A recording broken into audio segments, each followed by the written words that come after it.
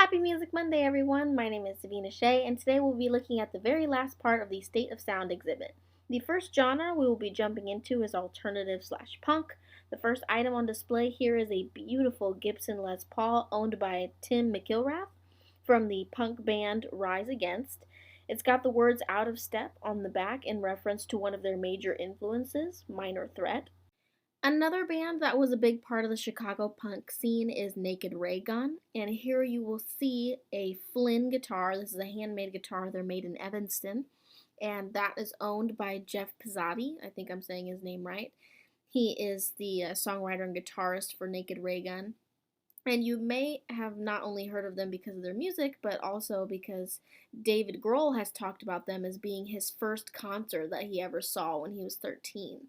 And if you didn't know, David Grohl was the drummer for Nirvana, and now he's the frontman for the Foo Fighters. Other bands that will be featured in this genre include Smashing Pumpkins, Fall Out Boy, Liz Phair, etc. In the next display case, we will see some items from my personal favorite band from this genre, Fall Out Boy. They actually came from the same Chicago suburb that Bill Murray did.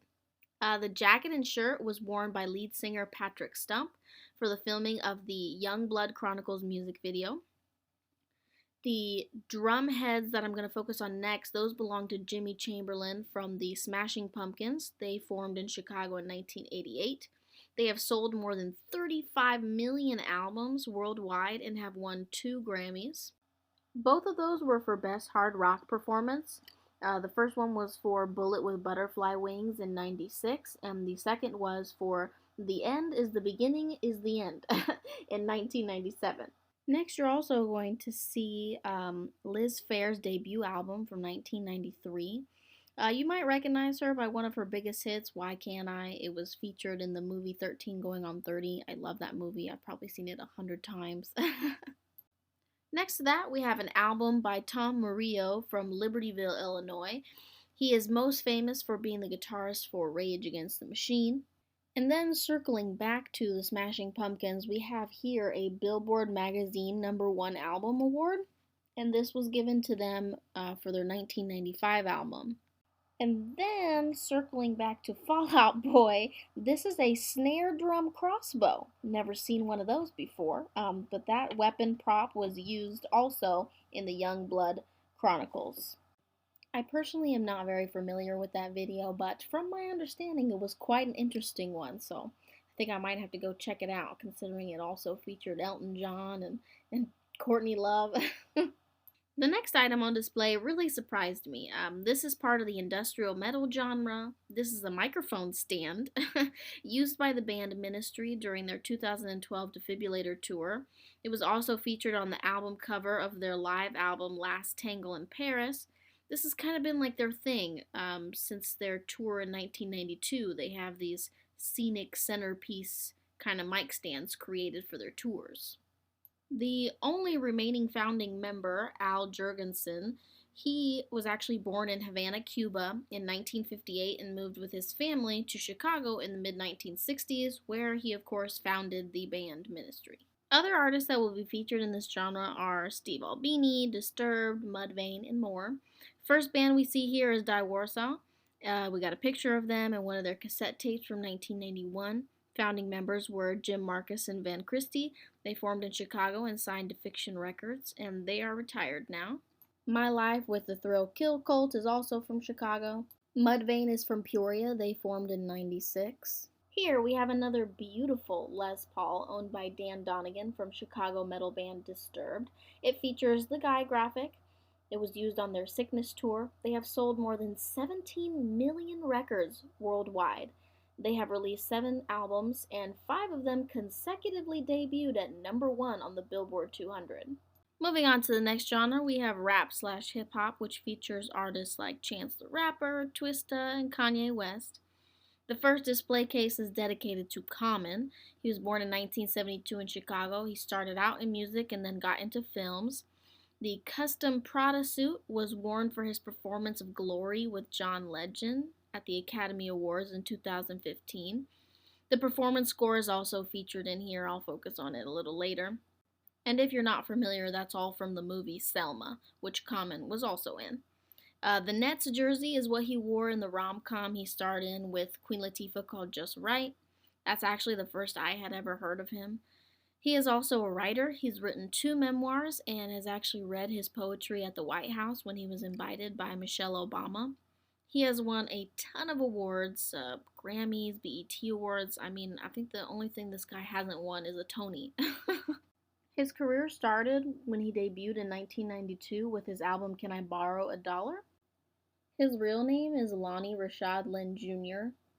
I'm kind of curious as to why he picked the name Common as his stage name. I just so bland, you know, compared to his very colorful real name. Next up, we got some more artists from Chicago, of course. The College Dropout t shirt is for Kanye West, the 3 hat is for Chance the Rapper. You know, I've always wondered what this 3 was for. And now I understand that that's kind of like a lucky number for him because his third album was the one that really took off and he got 3 Grammys for it. Lupe Fiasco I had never heard of before coming to the exhibit, but I now know that he was discovered by Jay-Z, who helped him get a record deal, and he released his debut album in 2006.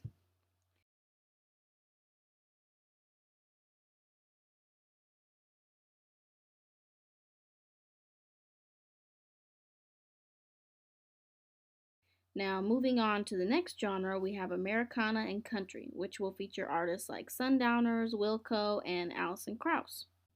The first band we're going to be taking a look at here is called the Mekons, and they actually started out as a punk band from Leeds, England, and their first tour of the US was in 1986, and that's when they met the Sundowners. And later, when they moved to Chicago, they were so influenced by them that they actually began playing country infused music. And the Sundowners they also inspired the Waco brothers, who ended up playing at their tribute concert. The Farm Aid concert happened on September 22, 1985, at University of Illinois Memorial Stadium in Champaign. It included acts like Bob Dylan, Billy Joel, B.B. King, Roy Orbison, Johnny Cash, Merle Haggard, Carole King, Tom Petty, Eddie Van Halen, and Sammy Hagar performed on stage together for the first time. And there was definitely more. It was like a 12-hour concert. But they raised $9 million, and all of that went to help U.S. family farms. Singer-songwriter Jeff Tweedy came from Belleville and he formed the band Wilco in 1995. They received a Grammy in 2005 for Best Alternative Album, and here on display they had his Telecaster. Next we have a Jeff Austin concert poster. He was from Arlington Heights, was a wonderful mandolinist, and he was best known for being a founding member of the Yonder Mountain String Band. He died in 2019, unfortunately, at the age of 45. Robbie Fulks, originally from York, Pennsylvania, moved to Chicago to pursue a career in music. His album, Upland Stories, was nominated for 2 different Grammys, one in the division for Best Folk Album, the other for Best American Roots Song, for the song Alabama at Night. These are the Sundowners who I mentioned earlier, and this artwork was done by John Langford from the Mekon Band. Next, we have Allison Krauss. She is a bluegrass country singer and musician. She actually got her start really young. She started doing local contests at 10, and then she recorded for the first time at 14, and then she got a record deal at 16. And next to that, we have another item here for the Sundowners, the tribute concert poster. Moving on to our next genre, we have international, featuring artists such as the Drovers, Mariachi Herencia de Mexico, and Lil Wally. First, we are going to take a look at Eddie. Eddie has a very interesting last name that I'm not even going to begin to try to pronounce, but you saw his name here on this board already anyway. But anyway, so we're going to be taking a look first at his 1960 Fender Bass, and my goodness, is it beautiful. I think you guys have already probably guessed by these videos that the instruments are my favorite part. And also featured here is his 1986 Grammy for Best Polka Recording. Which, that's cool too. Getting to see Grammys in person, it's amazing. He passed on in 2012, but he dedicated his life to destigmatizing polka's novelty image. He actually started his career playing rock and roll. Next, we have Sones de Mexico. First up, we have their uniform, what they traditionally wear. And then we also have something very interesting that's really caught my eye. It's something called a Kikada, and it is actually a jawbone instrument, right? And it's made from a donkey's jawbone. I mean, I I didn't even know this was a thing, right? This is totally new to me. But apparently it produces a powerful buzzing sound, like a rattle. The Drovers were an Irish band, and this is founder Sean Cleland's fiddle. They were featured in motion pictures like Backdraft, 1991, and Blink, 1993. Lil Wally's real name was Walter Jagiello, I think. But in his lifetime, he actually passed away in 2006. He released more than 80 albums. That is crazy. That's a lot. He was also a part of the polka music scene, and he was actually the first inductee into the International Polka Association's Hall of Fame in Chicago.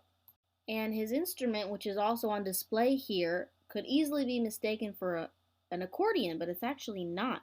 It's called a concertina. And finally, guys, our last genre, folk, featuring artists like Steve Goodman, Carl Sandburg, and John Prine, which is actually the first artist we're going to be taking a look at. You will see not only his stage props, but this is actually really kind of interesting to me that he brought this stuff on stage with him every time he was getting ready to play. But I guess this was stuff that he wanted to have with him for like emotional support and comfort so that he would feel prepared to take on the large audiences he was playing for. But you're also going to see his set list there too. His older brother actually got him into music, started teaching him how to play the guitar at 14. He actually used to say that he would rather eat a hot dog than write a song. He unfortunately passed away at 73 in 2020, and that same year he received the Grammy Lifetime Achievement Award. This guitar here belonged to Carl Sandburg. It was a Washburn guitar, and I actually have to say I've never seen one like it. This was my first time. And I honestly had never heard of Carl Sandburg before this visit either, but he was actually a 3-time Pulitzer Prize winner for things like his biography of Abraham Lincoln. He got a Grammy for his reading of Aaron Copland's A Lincoln Portrait. Steve Goodman was not only a die-hard Cubs fan, but he was an amazing songwriter. He wrote the hit City of New Orleans. It was recorded by Willie Nelson, and he actually won a Grammy for his version of the song. Unfortunately, Goodman died of leukemia on September 24th, 1984. He was only 36 years old. He died just 4 days before the Cubs actually won the playoff game against the San Diego Padres. They actually still play the anthem that he wrote, Go Cubs Go, at Wrigley Field every time the Cubs win. And this very last part of this exhibit is just talking about the record labels that were in Illinois. And that is it, guys. Thank you so much for watching this video. I hope you guys enjoyed seeing all of the exhibit. Please don't forget to like, comment, and subscribe. And I will see you guys next time.